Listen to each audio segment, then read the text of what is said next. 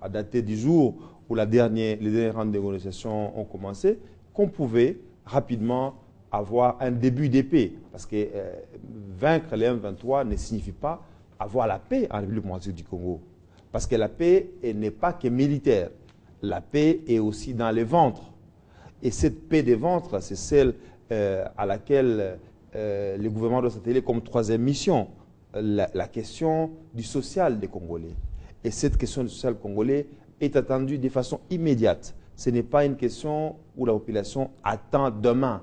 Elle attend aujourd'hui savoir que les prix des produits de première nécessité baissent, que les chinchards que nous consommons tous les jours, que les poulets, que les sucres, que les sacs de ciment, que ces choses, les riz que nous avons à consommer tous les jours qui sont importés, malheureusement, jusqu'à aujourd'hui, puissent baisser immédiatement, avant que nous commencions à réfléchir à comment renouer avec l'agriculture et l'agroalimentaire. Voilà, alors puisque vous avez parlé des Kampala, le président de la République a dit que le gouvernement congolais ne peut pas transiger sur les conditions d'amnistie et de réintégration dans l'armée des récidivistes impénitents.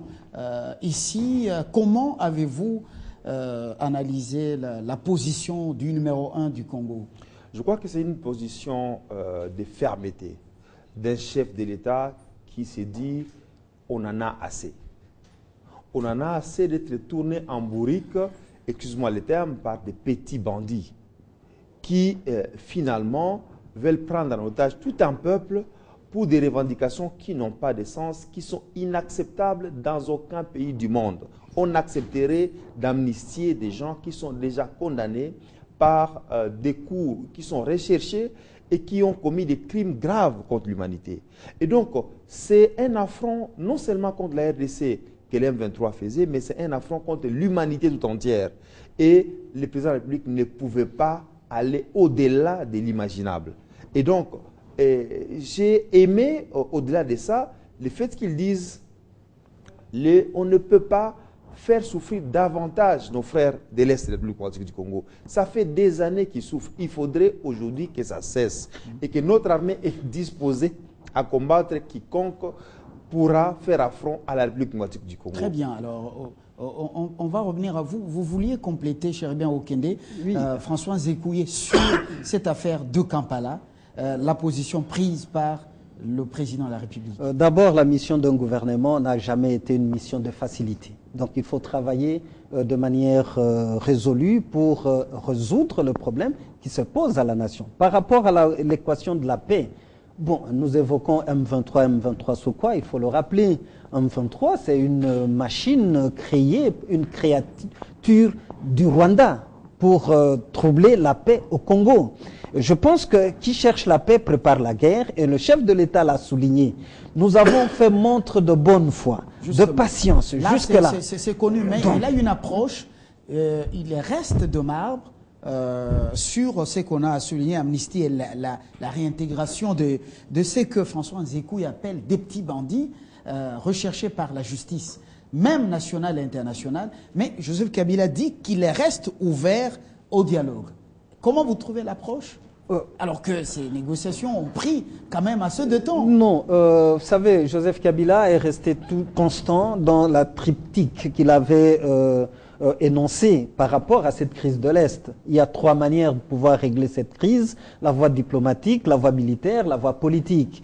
Par excellence, les concertations nationales consacrent une voie politique en interne pour que nous puissions ôter des prétextes à quiconque croit que cette affaire-là avec le M23 est une affaire congolo-congolaise. Nous avons nos compatriotes de l'opposition ici qui font de l'opposition républicaine, qui ont des reproches à faire et pertinents vis-à-vis de la majorité au pouvoir, mais ce n'est pas pour autant qu'ils prennent des armes pour tuer des Congolais, pour piller les richesses de notre pays. Et ce sens-là républicain doit nous habiter. Et ça doit nous permettre de discerner cette équation du M23. Finalement, M23, c'est quoi? Le jour que le Rwanda dira au M23 plier bagages et reculer, il y aura la fin de tout cela. François Nzékouye, vous avez suivi le complément. Vous terminez votre idée avant qu'on en revienne aux autres. Oui, en fait, aujourd'hui, le président de la République nous a étalé les efforts qui ont été faits dans le sens de la réforme de l'armée, qui n'est pas encore achevée, mais qu'aujourd'hui, nous sommes prêts à toute éventualité. Et être prêt à toute éventualité n'est pas qu'une question de l'armée, c'est une question de disposition du peuple congolais qui se retrouve en cohésion et en cohérence avec lui-même. Tout simplement parce que tout le peuple congolais est conscient aujourd'hui que quand la case brûle, ce n'est pas le moment de dispute. Et nous devons éteindre le feu. Les divergences entre nous, opposition et les autres, continueront. Dans une démocratie, on ne peut pas les taire, sinon on tue la démocratie. Et donc, c'est dire aujourd'hui que nous devons nous engager et nous dire, peuple congolais, citoyens civils comme militaires, nous devons être prêts à verser notre sang pour la conquête de notre patrie qui est en danger. Très bien. Nous avons le plaisir de vous recevoir, vous, Délice Sanga. Vous êtes le président national de l'Envol, l'une des formations politiques de l'opposition. Bienvenue. Bonjour. Le discours de Joseph Kabila redonne-t-il de l'espoir à l'opposition? Écoutez, ce n'est pas qu'une question de discours. Vous pouvez soulever votre micro. Je pense que ce n'est pas qu'une question de discours. Oui. C'est une question de l'engagement qui est pris dans notre démocratie, de pouvoir renforcer l'État pour affronter les défis qui sont ceux de notre pays et de l'avenir. Et je pense que le président de la République a donné lui-même la mesure de ce qu'il a dit, que les discours ne suffisaient pas, mais que ceci devrait être jugé à l'engagement de chacun dans sa sphère de responsabilité pour pouvoir accomplir ce qui relève de sa compétence. Donc je crois que ça a été un bon discours dans la mesure où moi j'ai assisté à tous les discours sur l'état de la nation. Je pense que c'est le premier qui a été aussi large, aussi précis et prévu des thérapeutiques dans les différents domaines et fait l'objet d'une concertation préalable et de la prise en compte des préoccupations des uns et des autres. Et je pense que de ce point de vue, il y a un changement qu'il faut pouvoir noter. Mais ceci dit, c'est par rapport à la mise en œuvre, par rapport à l'engagement des uns et des autres, à pouvoir respecter ce qui a été convenu, ce qu'a dit le président de la République dans différents domaines, que l'on jugera de la crédibilité et de ce renouveau auquel il a appelé. À propos des violences sexuelles, Chéribin, plutôt Toussaint Tshilombo, je veux revenir à la société civile. Le président a annoncé une mesure importante, la nomination justement d'une personnalité en représentant personnel du chef de l'État chargé de promouvoir la lutte contre les violences sexuelles et les recrutements des enfants dans les groupes armés. Comment avez-vous trouvé l'annonce? C'est une première quand même à la présidence de la République. Je crois que ceux qui suivent l'histoire de notre pays sont surpris d'entendre que pour la première fois, le chef de l'État décide de nommer un représentant, son représentant, auprès des institutions tant nationales qu'internationales. Comme interlocuteur, justement. Dans la matière que vous venez de dire. Oui. Cela prouve que nous sommes au début de la fin de l'impunité. Parce qu'au-delà de son représentant, il a demandé à l'auditeur général des forces armées de la République démocratique du Congo d'engager des poursuites pour les officiers, les sous-officiers et les hommes de rang qui seront coupables, qui tomberont coupables, qui seront soupçonnés de pratiquer ce qui a été dénoncé. Je pense que, comme nous tous ici nous venons de dire, c'est un nouveau départ où les Congolaises et les Congolais doivent s'impliquer. Pour s'impliquer, tout à l'heure, Chéribin Okende a dit quelque chose, il a souligné par rapport à une question que vous avez posée, c'est ce que le chef de l'État a parlé dans le changement des mentalités, des méthodes et surtout du comportement. C'est un comportement responsable parce que le chef de l'État, garant de la nation, s'engage publiquement et devant témoins. N'oublions pas que nous avions dans la salle un président de la République, le président Denis Sassou Nguesso du Congo d'en face. Le président, la présidente de la Commission de l'Union africaine. Il y avait des diplomates qui étaient là. Des témoins populaires. Donc il y a des témoins qui étaient là et c'est devant Dieu, devant la nation que le chef de l'État a pris tous ses engagements, qu'il va les faire passer dans les actions. Il a même dit que ce matin déjà, il avait signé une ordonnance pour des mesures de grâce. Ce qui explique que nous devons un moment nous arrêter et nous dire où sommes-nous, où allons-nous et nous allons comment. Tout à l'heure, Cherubin Okende a insisté sur un point. Je suis d'accord avec lui. Depuis 1960, nous sommes un peu dans une tourmente. On se recherche.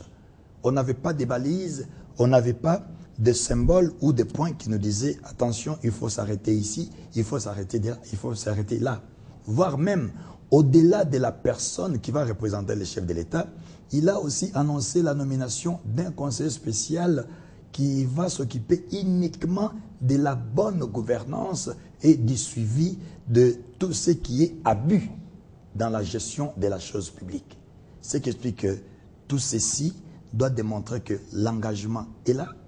L'honorable Denis Sesanga a dit, il ne suffit pas de se limiter au discours, mais il faut aller maintenant dans l'action. L'autorité de l'État est en train de renaître et je crois que ceux qui n'ont pas compris les messages, ils vont voir que par les actions, l'autorité de l'État va se confirmer.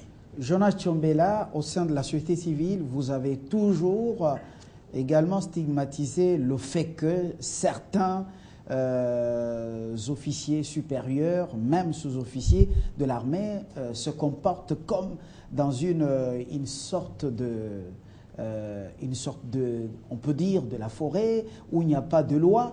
Aujourd'hui, est-ce que vous êtes content des annonces faites pour mettre fin à l'impunité au sein de l'armée, l'armée qui tend vers la modernisation, justement, la professionnalisation? Est-ce que ça vous a plu? Oui, je crois que au-delà même de l'impunité dans l'armée, on a dit même le chef de l'État est allé loin jusqu'à exiger à ce que le membre des entreprises publiques ou du gouvernement, ils doivent déclarer leurs biens. Ça veut dire que dans l'armée, il y a des affairistes qui ont joué le rôle important de destruction au lieu d'aller faire la mission. Ils s'organisaient à faire le commerce ou autre chose. Nous sommes contents de cette lutte contre l'impunité. Finalement, c'est ça la culture qu'il faut avoir. L'impunité, les injustices qui se visent, qui se passaient dans ce pays, devaient avoir un moment donné, on peut dire non, stop, nous devons démarrer autre chose. Et là, c'est comme nous l'avons dit autour de la table, l'engagement est là, les signaux forts sont là. Mais le plus important nous attend. C'est là que nous devons tous nous engager dans le changement de comportement. Si nous ne traduisons pas cette volonté en acte, mais ça aura servi à quoi de passer plusieurs mois en prenant beaucoup de résolutions qui ne seront jamais appliquées. Il y a des résolutions qui ne sont pas appliquées. Donc nous avons intérêt de suivre cette lutte contre l'injustice. Donc au niveau de l'armée, la discipline doit revenir. La discipline doit revenir. Il n'a pas seulement dit qu'il faut de la discipline, on doit aussi sanctionner, mais au-delà de la sanction, on doit former cette armée, on doit l'équiper pour qu'elle réponde à la mission. Donc tout cela, c'est un engagement. Et c'est à ce niveau, justement, que la réforme de l'armée, la réforme de la justice, la réforme de la police, toutes ces réformes sont très, très, très importantes. Et le président a mis un accent particulier là-dessus. Denis Sesanga, vous avez été quand même président de la commission PAG lors de la première législature. Les annonces du chef de l'État dans le cadre de la poursuite de la réforme à son niveau, qu'est-ce que ça vous inspire? J'ai toujours pensé que le Congo est un pays conservateur. On a des difficultés à penser les réformes, à les mettre en œuvre. L'avantage aujourd'hui de ce qu'a dit le président de la République, c'est d'insister pour que celle-ci soit mise en œuvre de manière expresse, rapidement, coordonnée et harmonisée. Il me semble que lorsque vous prenez les grandes lois qui organisent les secteurs de la vie nationale, la loi par exemple sur la Cour constitutionnelle, cette loi a pris entre le moment où on a déposé la proposition et son adoption, elle a pris pratiquement 3 ans. C'est trop long. Il me semble qu'un certain nombre de mesures, y compris celles qui sont énoncées par le président de la République, devraient être peut-être dans des commissions spéciales, être traitées avec diligence pour en finir avec le chantier législatif et parfois réglementaire et passer aux choses essentielles.